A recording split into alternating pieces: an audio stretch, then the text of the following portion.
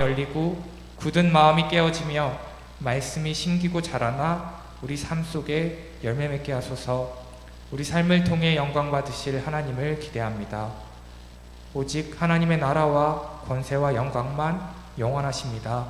예배의 주인 되사 홀로 영광 받으실 예수 그리스도의 이름으로 기도드립니다. 아멘.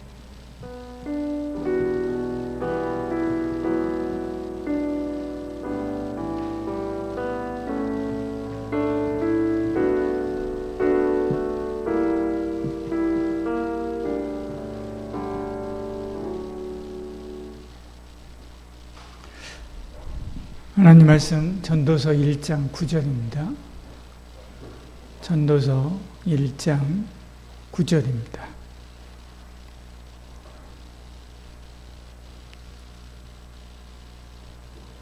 이미 있던 것이 후에 다시 있겠고 이미 한 일을 후에 다시 할지라 해 아래에는 새 것이 없나니. 아멘. 오늘 우리는 우리 시대에 가장 핫한 AI에 대해서 함께 나눠보고자 합니다. 새로운 것이 들어오면 다들 손을 들어 환영할 것 같지만 사실은 다 그렇게 환영하지는 않습니다.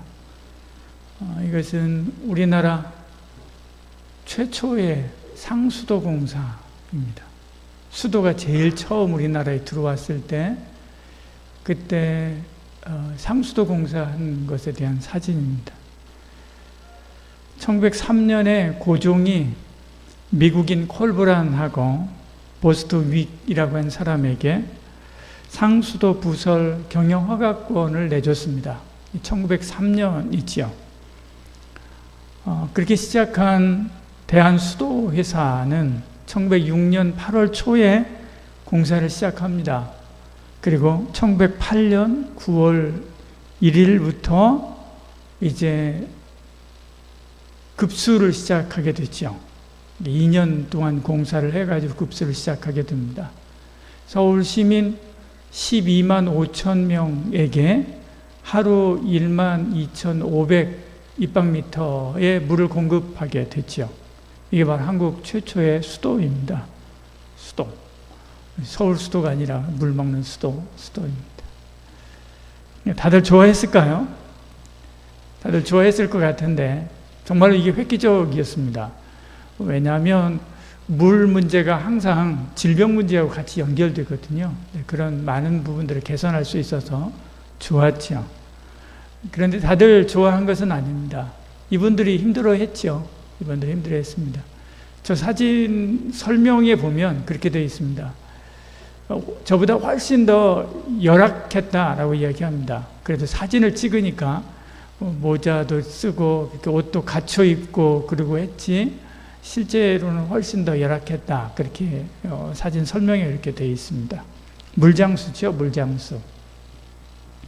이분들이 하루아침에 생계를 잃어버린 것입니다. 서울에 있는 시민들에게 물을 공급하던 사람들이니까요. 이 사람들이 얼마나 많겠습니까? 생계를 잃어버렸죠.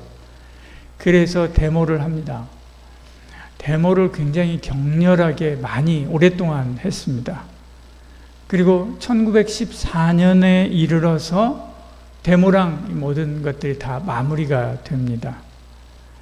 1914년에 일제가 물장수 수상조합, 우리로 말하면 노동조합 같은 무슨 조합이죠.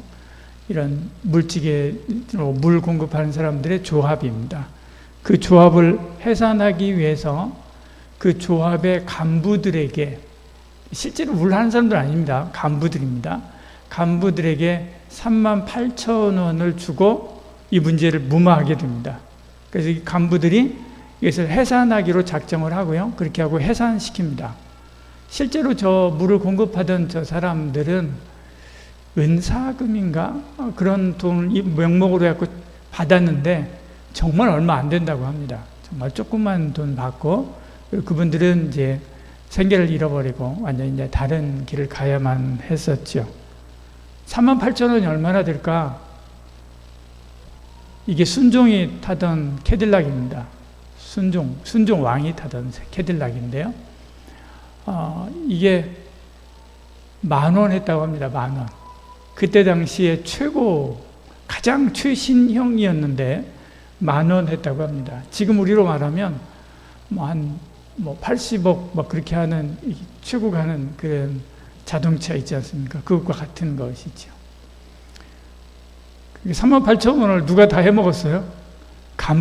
노조 간부들이 다 해먹고, 실제로 고생한 물장수 하던 이 사람들은 아무것도 별로 얻지 못하고 결국 모든 것이 다 끝나버리고 말죠. 예나 지금이나 똑같습니다. 해 아래 새 것이 하나도 없습니다. 예나 지금이나 똑같고요. 사람 사는 모습도 똑같고, 그리고 그 나오는 새로운 문물 이거 이야기하는 것도 사실은 똑같습니다. 근데 세상은 늘 새로운 것을 이야기하죠. 혁명적인 기술이 나왔다. 세상을 완전히 바꿀 시대가 열렸다. 그렇게 이야기합니다. 전기기관이 처음 나왔을 때 그랬습니다. 전기가 처음 나왔을 때 세상이 완전히 바뀌었습니다. 여름에 제가 에디슨 박물관에 갔는데요. 와, 정말 우리 청년부실에 있는 그 냉장고 같은 그런 냉장고가 있더라고요. 에디슨 박물관에 가니까. 그 디자인도 그렇게 많이 안 바뀌었어요. 비슷한 그런 냉장고가 있더라고요. 컴퓨터가 나왔을 때 그랬습니다. 컴퓨터가 처음 나왔을 때. 이제는 이제 AI가 그 중심에 서 있는 것을 보죠. 챗GPT가 등장했을 때 언론은 혁명, 인류사의 전환점이다라고 떠들었고요. 그리고 AI가 이세돌 구단을 이겼을 때 사람들은 멘붕이 왔었죠. 많이들 충격을 받았습니다. 너도 나도 우려의 목소리를 냈지요. AI가 그림을 그리고 논문을 요약하고요. 심지어 얼마 전에는 의사면허 시험도 합격하고 통과했습니다. 의사도 되는 거죠. 의사면허도 합격했고요. 전에도 한번 제가 이야기를 했나요? 제가 한국어 시험, 토픽 시험 문제를 GPT 4.2 한때 넣어가지고 시험을 봤는데 4.2가 지금은 5잖아요. GPT 5인데 4.2가 시험 문제의 오류까지 찾아냈습니다. 정답을 맞추는 것은 물론이거니와 시험 문제의 정답의 오류까지 찾아내가지고 그걸 가지고 함께 논의한 적이 있습니다. 우리 한국어 교수들이랑 같이, 그 교수님이랑 그 학생들이랑 같이 그걸 가지고 이야기한 적이 있습니다. 정말 대단한 것이죠. 그러니까 충격은 더해 가지요. 성경은 뭐라고 이야기합니까? 오늘 읽은 성경이 이렇게 이야기합니다. 이미 있던 것이 후에 있겠고 이미 한 일을 후에 다시 할지라 해 아래에는 새 것이 없나니 그렇게 말씀하죠. 우리가 놀라는 이 AI조차도 전도자의 눈으로 보면 특별히 새로운 것이 없다. 그렇게 말씀하고 있는 것입니다. 이 부분에 대한 것은 우리 여름 수련회 할 때 제가 잠깐 수련회 기간 중에 언급하고 이야기했던 적이 있습니다. AI가 대단히 새로운 존재인가? 사실은 그렇지 않지요. 본질적으로 옛날부터 존재하던 참모진, 참모진 그런 역할하고 다를 바 없습니다. 왕이나 황제 혹은 CEO들은 언제나 참모, 비서, 전략가들을 두었지요. 그들은 방대한 자료를 모으고 분석하고 선택지를 제시했습니다. 그러면 위에 있는 사람들이 그 선택지에 선택을 하게 되고 그에 따라 어떤 일들을 진행하게 했지요. 오늘날 AI가 하는 일도 이와 비슷합니다. 방대한 데이터를 빠르게 분석하고 여러 가지 가능성을 보여주고 우리가 바른 결정을 할 수 있도록 돕도록 만들어진 고도화된 계산기인 거죠. 계산기는 숫자만 계산하죠. 이것은 모든 지식들을 다 계산해내는 계산기이기 때문에 훨씬 더 방대하긴 하지만 계산기입니다. AI는 우리에게 전혀 다른 하나님과 같은 그런 존재가 아니라 단지 더 빠른 계산기, 더 큰 비서진일 뿐이죠. 그러니까 대단히 우리가 호들갑 떨 필요가 없다. 그러면 AI는 뭔가 AI 가지고 있는 한계를 분명히 알아야 됩니다. 제가 AI한테 물어봤습니다. 내 한계가 뭐냐? 물론 여러분도 똑같은 질문을 한번 해보면 아마 다르게 답이 나올 수도 있습니다. 왜냐하면 저에 대한 정보를 알고 있는 AI가 하는 대답하고요. 그리고 저의 어떤 이야기의 맥락 안에서 하는 AI의 대답하고 여러분들의 맥락 안에서 하는 AI 대답이 약간 다를 수 있기 때문에 다를 수도 있습니다. 그렇지만 제가 한 질문에는 AI는 자기 AI에 대한 한계에 대해서 AI가 설명하기를 5가지로 설명을 하고 이야기를 합니다. 첫 번째는 이해의 부재입니다. 방대한 데이터를 빠르게 분석해서 그럴듯한 답을 제시할 수는 있지만 그 답의 의미를 스스로 이해하지는 못한다. 그렇게 이야기를 합니다. 인간은 맥락 속에서 왜? 라고 하는 질문을 던지고 의미를 찾지만 AI는 단지 통계적 확률 그리고 패턴으로만 작동하게 되는 거죠. 그래서 AI가 답하는 답은 인간이 말하는 대답하는 대답보다도 훨씬 더 설득력이 있어도 실제 뭔가를 이해해가지고 대답하는 것이 아닙니다. 자기의 대답이 무엇을 의미하는지 AI는 정확하게 모르죠. 답만 알 뿐이지 모릅니다. 좀 더 이 부분에 대해서 좀 더 깊이 이야기하면 이런 겁니다. 여러분 오펜하이머라고 하는 영화 여러분 보셨습니까? 오펜하이머가 수많은 천재들을 모아서 핵폭탄을 만듭니다. 대단한 성과죠. 최고의 머리들을 모아가지고 그걸 하잖아요. 그런데 그로 인해서 수많은 사람들이 죽는 것을 보고 평생 이 사람 죄책감에 시달리게 되죠.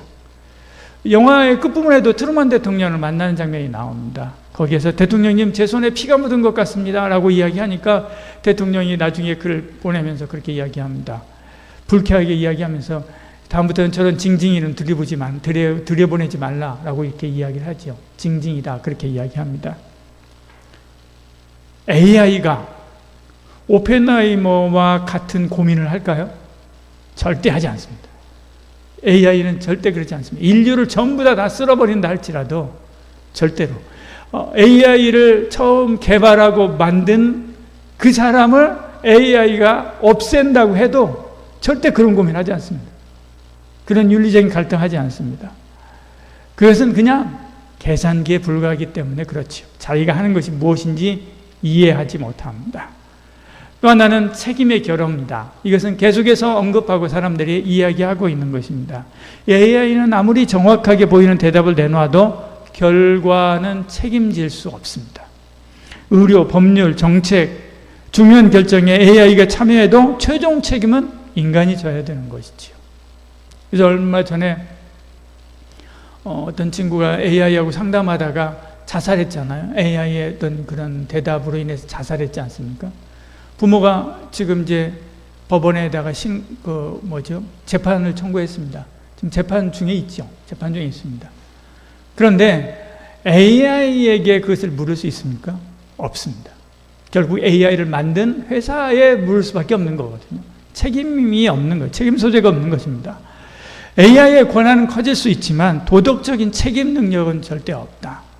여러분들이 AI를 사용해서 글을 쓸 수도 있고 AI를 사용해서 어떤 일들을 결정을 할 수 있습니다. 그렇지만 내가 한 그 결정, 내가 쓴 그 글에 대해서 책임은 누가 져야 된다?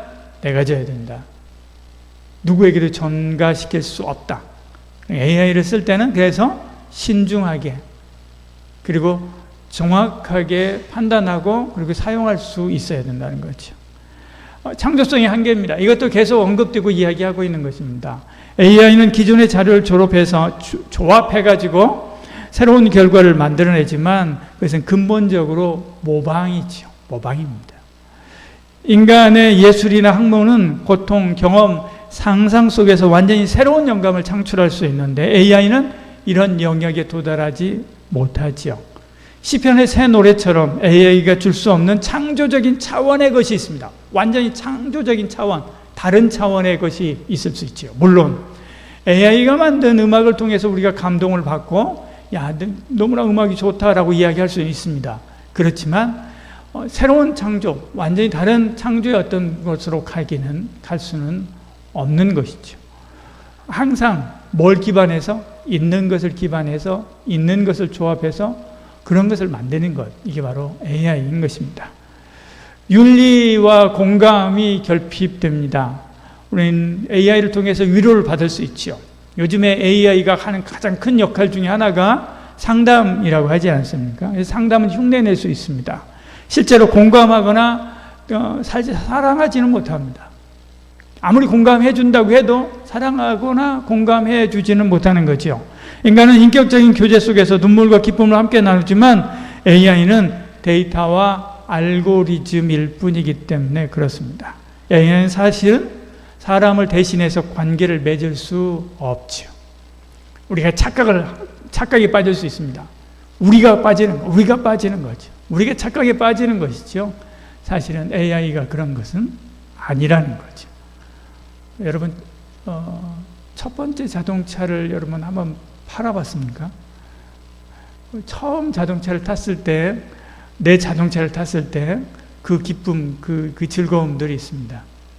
근데 자동차를 오랫동안 타시는 분들이 있습니다. 사가지고 정말로 애지중지 아끼면서 10년, 20년, 30년까지는 아니어도 10년, 20년 그 차를 타가지고 결혼하고 아이도 키우고 아이 학교도 등하교 시키고 그래서 이제 30대, 40대 초반이 될 때까지 똑같은 차를 탈 수 있다는 거죠. 그리고 그 차를 나중에 새로운 차로 바꾸면서 보내죠. 그때 여러분 그 애틋한 마음 여러분 아십니까? 그 기계에 불과해요. 알아요. 나도 알아요. 근데 그 기계가 정말로 나에게 뭐 같아요? 인격적인 존재 같은 그런 마음들이 들 때가 있다는 겁니다. 하물며 AI에게 그런 감정 가지지 않겠습니까? 그렇지만 그것은 기계와 계산기에 불과하다라고 하는 것을 우리는 정확하게 알고 있어야 됩니다. 그런 감정을 가지는 것은 문제가 아닌데 그건 알고 있어야 된다는 것이죠. 초월과 그리고 구원에 관한 문제에 대해서는 완전히 무능하지요. AI는 과학적인 기술적인 문제는 해결할 수 있어도 죽음, 영원, 구원이라고 하는 근본 문제에 대해서는 답하지 못합니다. 인생의 의미, 인간의 목적, 영원한 소망은 인간 이성과 기술의 산물이 아니라 어디로부터 오는 것이기 때문에 하나님께로부터 오는 것이기 때문에 그렇습니다. AI는 결코 하나님을 대신할 수 없고 신앙의 자리를 대체할 수 없습니다. 그 누구도 그 무엇도 신앙의 자리를 대체할 수 없습니다. 아마도 시간이 좀 지나면 AI 교가 생길지도 모릅니다. 생길 가능성이 있습니다. 여러분 그거 아십니까? USA 교가 있어요. 미국을 숭배하는 종교가 있어요. 아주 소수이긴 하지만 하물며 AI를 숭배하는 그런 종교가 생겨나지 않겠습니까? 더 발달하면 분명히 그런 사람들이 생겨날 수 있습니다. 그러나 AI는 결코 우리에게 영원에 대한 문제나 구원에 대한 해답 우리에게 주지 못합니다. 혹시 그것에 대한 대답을 한다 할지라도 그것은 어떤 사람이 이야기했었던 것, 어떤 사람이 하나님께로부터 받았던 것, 그것에 대해서 새로 그냥 반복해서 이야기하는 것일 뿐이지요. 실제로 그 AI가 믿거나 그래가지고 하는 것은 결코 아니다라고 하는 것입니다. 그렇다면 진정한 새로움, AI가 이렇게 새로운 것이 아니고 이런 한계가 있다고 한다면 진정한 새로움은 어디서 오는가? 고린도후서 5장 17절은 이렇게 말씀합니다. 여러분 잘 아시죠? 누구든지 그리스도 안에 있으면 새로운 피조물이라. 다시 하겠습니다. 누구든지 그리스도 안에 있으면 새로운 피조물이라. 그리스도만이 우리를 새롭게 하고요. 그리스도만이 새로운 것을 가져옵니다. 요한계시록 21장 5절도 이렇게 말씀합니다. 보라, 내가 만물을 새롭게 하노라. 누가요? 하나님이요. 주님이. 보라, 내가 만물을 새롭게 하노라. 오직 만물을 새롭게 하고 우리를 새로운 경지로 끌어올릴 수 있는 분은 오직 하나님, 우리 주님밖에 없다라고 하는 것을 믿는 은혜가 있기를 소원합니다. 그러면 이 AI 시대에 우리는 어떻게 살아야 되는가? 겸손해야 됩니다. 아무리 지식이 늘어나도 인간은 유한합니다. 하나님 앞에서 겸손해야 됩니다. AI로 무장하게 되고 그리고 무엇이든 내가 대답할 수 있는 위치에 오르게 된다고 한다면 인간은 교만해질 수밖에 없는 거죠. AI 시대의 자녀 교육에 있어서도 마찬가지로 배려와 관계 회복이 중요하다라고 지적합니다. 기술보다 인격적인 겸손, 이것이 핵심이니까요. 그 어느 때보다도 더 겸손해지고 낮아지시길 바랍니다. 모든 것은 가하나 모든 것은 유익한 것이 아니요. 고린도전서 6장 12절에 이렇게 말씀합니다. 분별력을 가져야 됩니다.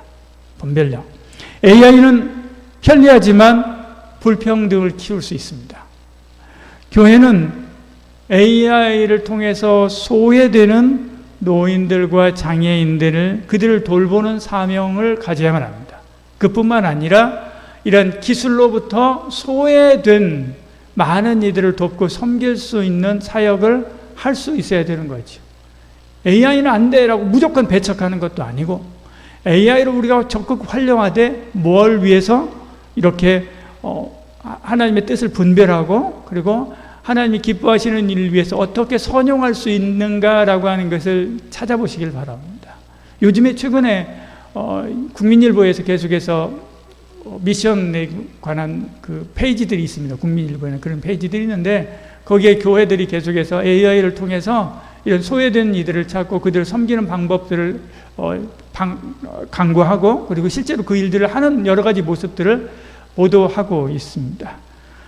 AI는 도구입니다. 교회 홍보, 또 선교 자료, 성경 번역, 그 다음에 복음이 들어가야 될 이들에게 복음이 들어갈 이들을 적확하게 찾아내고 또 그들에게 가장 적정한 접근하는 방법들을 알아서 그들에게 훨씬 더 빠르고 정확하게 복음 전할 수 있는 그런 기회들을 찾아야 되고 복음의 사명을 위해서 이 AI들을 사용해야 됩니다. 그리고 정체성을 확립해야 됩니다. 데이터가 나를 정의하지 않습니다. 지금 이제 이렇게 되면 AI로 분배곡체가 늘어나게 되고요. 그리고 시간이 좀 더 지나게 되고 지구에 더 많은 사람들이 살게 되면 AI가 우리의 인류를 분류할 수 있습니다. A급, B급, C급, D급. 뭘 가지고요? 그 사람의 데이터를 가지고 인류를 분류해낼 수 있다는 거죠. D급 척결해도 된다. C급 척결해도 된다. 좋지 않은 정권이 나와서 어떤 악한 정권이 나와서 그렇게 정리할 수도 있습니다. 혹은 그렇게 정리를 안 한다 할지라도 사람들을 알고리즘 안에서 그렇게 분류할 수 있지요. 그때 내가 저 하위급으로 분류된다고 한다면 그때 나는 정말로 C급, D급 인생인가 생각할 수 있습니다. 그러나 그렇다, 그렇지 않다? 그렇지 않다. 독일의 나치가 뭘 했습니까? 인종 위계 질서를 세웠습니다. 인종 위계 질서. 그래가지고 A급, B급, C급 나눴습니다. 크게 셋으로 나누고요. 그리고 더 이제 장애인들은 훨씬 더 낮은 급을 하고요. 그렇게 했습니다. 그리고 그들을 척결했잖아요. 그 대표적인 예가 유대인 학살이지 않습니까? 똑같습니다. 그런 시대가 올 수도 있습니다. 그렇다 할지라도 저와 여러분 숫자가 나를 정의하지 않는다. 저와 여러분 우리는 다 어떤 사람이다? 하나님의 형상을 품은 존귀한 하나님의 자녀다. 이 사실을 잊지 말기를 소원합니다. 알고리즘이 나의 가치를 매기지 않습니다. 데이터가 나를 정의하지 않습니다. 누가 정의하고 누가 나의 가치를 정해요? 오직 하나님, 오직 주님만이 나의 가치를 정하고 그리고 나를 보배롭고 존귀한 존재다 인정해 주신다라고 하는 것을 잊지 마시기를 바랍니다. 기술보다 위대하신 하나님, 그 하나님을 의지하는 저와 여러분들에게 소원합니다. AI는 대단해 보이지만 해 아래에 있는 기술일 뿐이죠. 참된 새로움은 오직 우리 주 예수 그리스도 안에만 있다라고 하는 것을 알고 믿고 이 말씀 딱 붙잡고 주 안에서 믿음으로 승리해가는 저와 여러분 되기를 축복합니다. 기도하겠습니다. 사랑이 많으신 우리 하나님, 시대가 너무나 급변하고 빨리 변합니다. 기술의 발전이 우리의 정신과 우리의 생각을 압도해 갑니다. 그래서 우리는 불안하고 두려울 때가 많습니다. 그러나 우리 하나님께서 오늘 주신 이 말씀 붙잡고 우리는 해 아래 새 것이 없다, 불안해하지 아니하고 오직 하나님, 오직 주님 붙잡고 의지하여 분별력을 가지고 이 어려운 시대를 헤쳐나갈 수 있는 저희들 되게 하여 주시옵소서.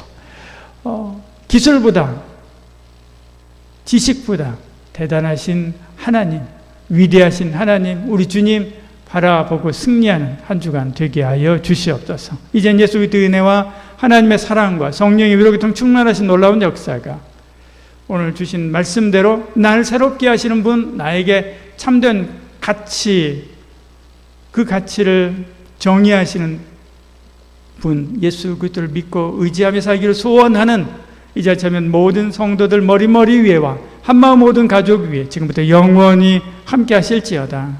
아멘.